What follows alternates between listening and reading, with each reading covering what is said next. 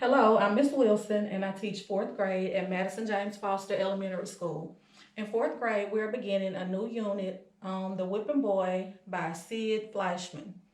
Today, I'll present to you some background knowledge on the Middle Ages, feudalism in the Middle Ages, and the language of the Middle Ages. This background information will help you better understand the context of the story as you read The Whipping Boy. You are about to engage in the guidebook unit, The Whipping Boy. The purpose of this video is to help you better understand what life was like for people in the Middle Ages, because the story is set in this time period. This will help you determine the importance of the characters and events as you engage in the unit texts. Be sure you have your handout and something to write with for the video. Can you imagine what life would be like without things like toothpaste, showers, or forks? If you lived during the Middle Ages, you would not have these things. Let's take a closer look at what life was like during the Middle Ages, which will help you when you read the book, The Whipping Boy. The Middle Ages was an important period of time in Europe that began around the year 500 AD and lasted about 1,000 years, or until around 1500 AD. We sometimes hear this time referred to as the Dark Ages, or medieval times. This period in history takes place between ancient times and modern times, which may be why it is called the Middle Ages. Many important events took place during this time, beginning with the end of the Roman Empire, a time when Rome ruled much of Europe. When the rule of the Roman Empire ended, there was confusion as local kings and rulers tried to take power. This was the start of the Middle Ages. The Middle Ages ended as the Renaissance, or rebirth, of Europe began around the year 1500.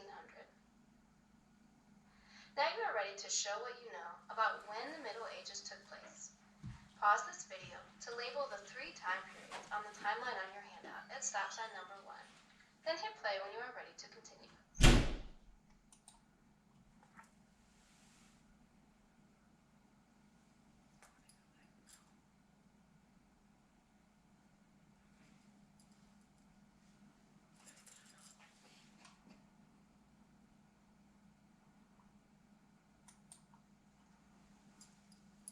The Middle Ages took place from around the years 500 to 1500 AD, between the ancient times and modern times. The Middle Ages are often associated with castles and kings, lords and peasants, and knights in shining armor, but it was actually different than what we see in storybooks. Let's take a closer look at what life was really like. Life in the Middle Ages was much different from life today. Today, children go to school to learn. In the Middle Ages, many people were never taught to read or write, and instead spent their days working in the fields or in the castle, cooking, cleaning, and doing other jobs. Usually only the children of wealthy people who owned the land and were known as lords and nobles were educated. Some boys were chosen to be knights and spent their days learning in a castle. Now you are ready to think about how education in the Middle Ages was different from modern times. Pause this video to complete the chart on our handout at stop sign number 2. Then hit play when you are ready to continue.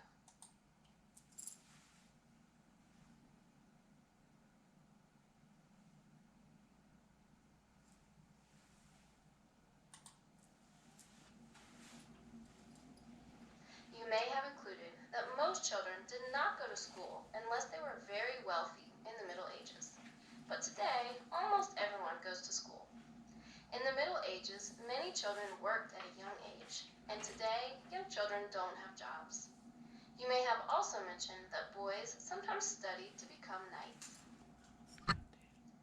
Personal hygiene, which means keeping your body clean, was not an easy task in the Middle Ages. Today, people usually take a shower or bath every day. Since there was no running water during the Middle Ages, most people rarely bathed. Some people never took a bath in their entire lives. For those that did bathe, it was much different than it is today. Large wooden tubs, known as hip baths, were filled with heated water, and people stood in them to get clean. Public bathhouses, where many people bathed together, Soap was very uncommon, and most cleaned themselves with only water. Wealthy people often used scented oils, herbs, and other plants for fragrance. People in the Middle Ages tried to keep their teeth clean, although they did not have toothbrushes or toothpaste as we do today. They used a cloth and water to wipe teeth clean, and sometimes chewed herbs to try to sweeten their breath. Overall, people were probably very smelly. Now you are ready to think about how hygiene in the Middle Ages was different from modern times. Pause this video to complete the chart on your handout at stop sign number 3, then hit play when you are ready to continue.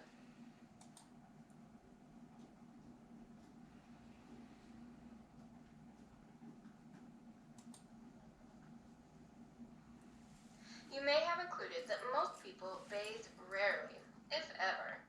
There was no running water. People stood in wooden tubs filled with hot water. There was no soap.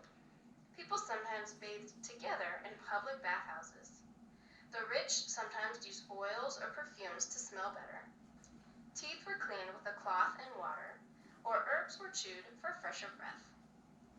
Eating was also a different experience from today. Most people ate with their hands. Plates and utensils were rarely used. Food was often served on flat, stale pieces of bread called trenchers, which were given to the poor to eat once the wealthy were finished using them. Most homes did not have dishes unless they were wealthy. People were expected to bring along their own knives to cut bread and meat. Spoons were rarely used, and soup was served in cups or bowls. Forks, as we know them, had not even been invented yet. What people ate during the Middle Ages depended on their wealth. The rich people ate expensive foods such as wheat, spices, and meat. Because the rich believed that food from the ground, like fruits and vegetables, was considered peasant food, their diet was actually less nutritious than the poor, who ate fruits, vegetables, cheese, and porridge. Since the water was not clean, people drank weak wine and beer, sometimes about a gallon a day. Now you are ready to think about how dining in the Middle Ages was different from modern times. Pause this video to complete the chart on your handout at stop sign number 4. Then hit play when you are ready to continue.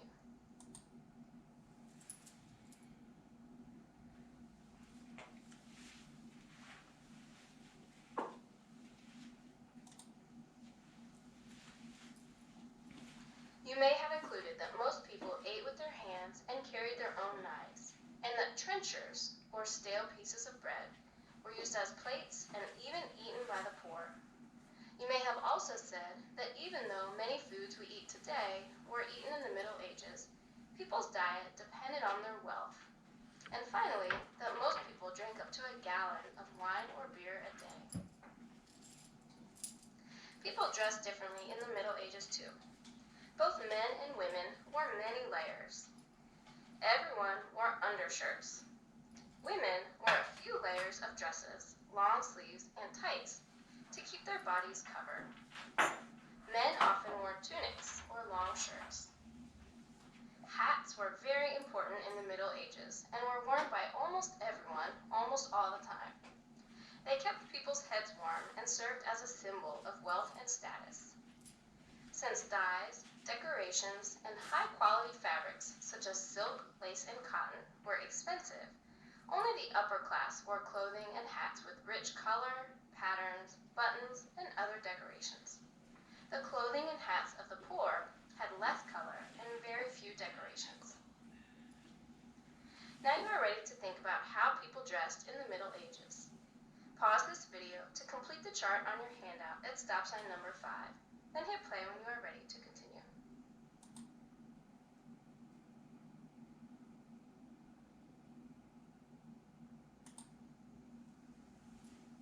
You may have included that everyone in the Middle Ages wore many layers of clothes. Women wore long dresses and long sleeves, and men wore long shirts or tunics. The poor wore clothing made with cheaper fabrics, no colors, and simple hats. Since dyes, adornments, and high-quality fabrics such as silk, lace, and cotton were expensive, Only the upper class wore clothing with rich color, patterns, buttons, and other decorations. You have learned how life in the Middle Ages was different from life today, which will help you better envision and understand the upcoming guidebook unit, The Whipping Boy. When you finish this video, be sure to turn in your completed handout to your teacher.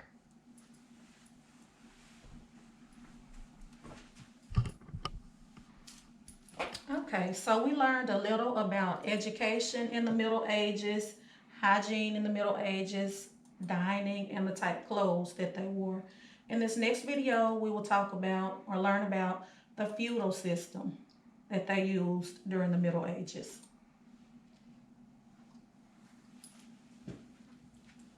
Hi, you are about to engage in the guidebook unit, The Whipping Boy. The purpose of this video is to help you better understand how societies were organized using the feudal system in the Middle Ages. This will help you understand the characters' relationships and events as you engage in the text, The Whipping Boy. Be sure you have your handout and something to write with for the video. What if you were punished every time someone else made a bad choice? That's what happened in the Middle Ages. When someone did something wrong, a different person was punished. They were called whipping boys. Let's take a closer look at the different roles of people in medieval societies. The guidebook text, The Whipping Boy, takes place during the Middle Ages, long, long ago, a time when people's lives were defined by their place in the feudal system, called their social class. The feudal system was organized by a person's wealth and position in society. Each person was born into a specific role in the feudal system that depended on how much land their family owned, how much money they had, and the level of power that they had. Let's take a look at some of those roles now. The monarchs, or kings and queens, were the most important and powerful of all the people.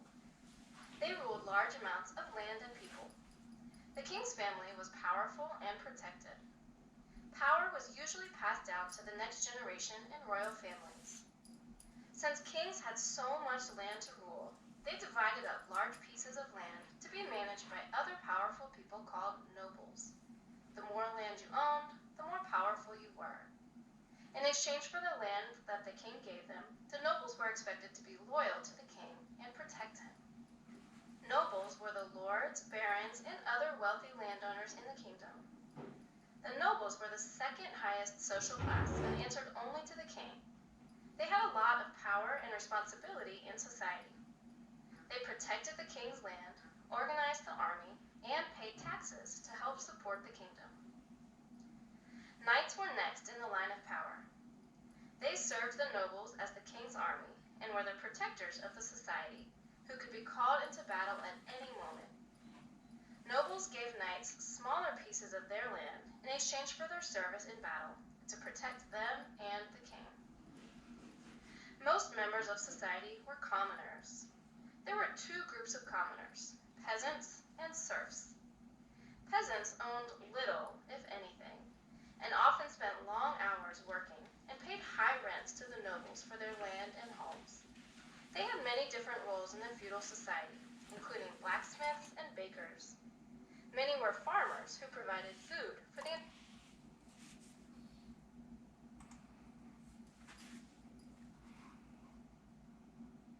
entire kingdom. Serfs led similar lives to the peasants, but they were more like slaves because they were not paid for their work. They were the lowest social class in the feudal system. Serfs and their families were tied to the land, which meant that they could not leave without permission, and they stayed there even if the land was sold or given to another noble or knight. Serfs were mostly uneducated and unskilled. Commoners were the lowest of the social classes. Their nobles kept them safe from enemies, provided them homes, and allowed them to keep small amounts of food for their services, but they did not usually own land or businesses. Now you are ready to think about how the feudal system worked in the Middle Ages.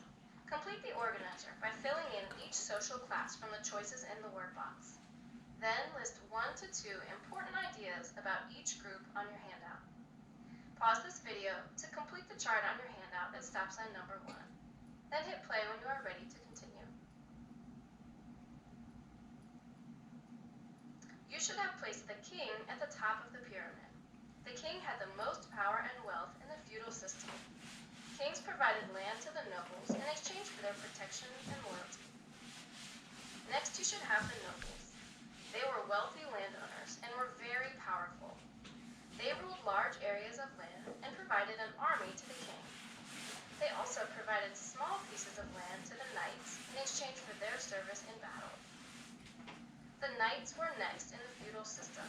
They fought for their nobles in return for the land they were provided. The peasants came next. They worked long hours and had very little. Finally, the serfs were the lowest social class and were never paid. They were like slaves and tied to the land and the noble who owned it. Each member of society in the Middle Ages provided something to the other classes, but also received something they needed in return. This might be land, power, food, protection, or even money. Each group of people needed each other. Most people were born into a social class without an opportunity to move up. Nobles continued to be nobles until their death, and their children usually took their place. Peasants were peasants their entire lives, and their children continued in the same social class. Knights were an exception to this rule. Some were awarded knighthood for service to the nobles, while some were selected as young boys from a lower social class and trained for knighthood. Members of society respected the feudal system and were expected to show loyalty or obedience and support to those in a higher social class. People married, lived with, and socialized with others at their own level in the feudal system. People in the Middle Ages believed in the divine right, or the belief that the king was the greatest power. So princes and princesses were not to be punished. It was common for royal children to have a whipping boy. This was a young boy who grew up with the prince, often as his friend, and was often provided the same fancy clothing and education, but whose job was to receive the punishment in the prince's place. In the Middle Ages, children were whipped as a punishment. Since a prince could not be whipped when he misbehaved, the king would order for the whipping boy to be punished instead. This was thought to teach the prince a lesson by punishing someone he cared for. Now you are ready to think about what life might be like for people in the Middle Ages. Pause this video to answer the questions on your handout at stop sign number 2. Then hit play when you are ready to continue.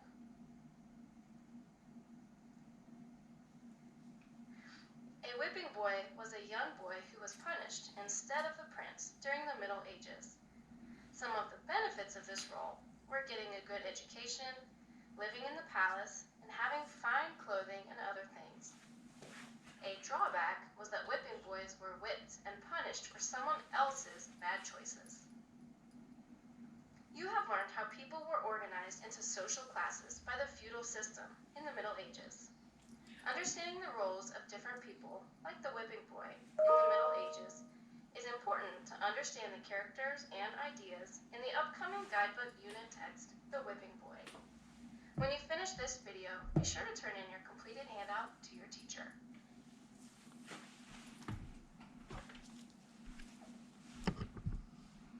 Okay, I hope you enjoyed our lessons today on the Middle Ages. Tomorrow, we will dig deeper into the novel and do some TWR Writing Revolution activities. Thank you.